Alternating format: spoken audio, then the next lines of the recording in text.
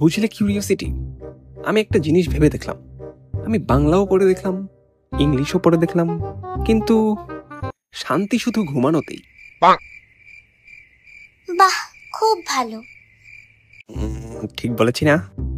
হ্যাঁ, খুব। এখন চুপচাপ হোমওয়ার্ক করতে বসো। সত্যি বলতে আমি চেষ্টা করি পড়া, কিন্তু পড়তে বসলেই ঘুম আসে। আজকে আমি অনেকক্ষণ পড়বো, অনেকক্ষণ পড়বো।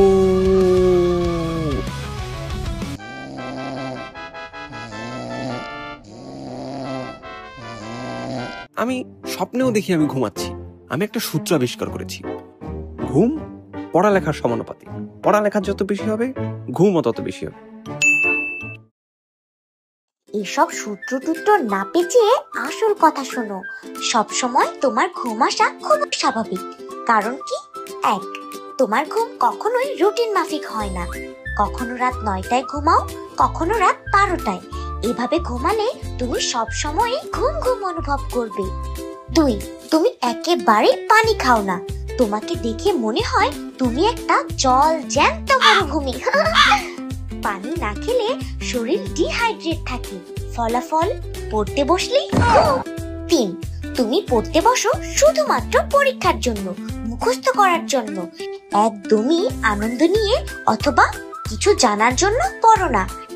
এজন্য অল্পতেই বিরক্ত হয়ে যাও, আর তখনই তোমার ঘুম পায়।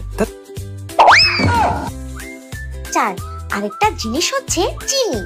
তুমি সকাল বিকাল প্রচুর চিনি খাও, সফট ড্রিঙ্কস খাও।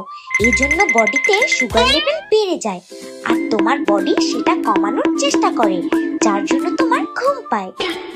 আচ্ছা, তাহলে তো দেখি আমারই দোষ। আমি তো পড়ালেখার উপরে দোষ দিয়ে দিতে চাচ্ছিলাম।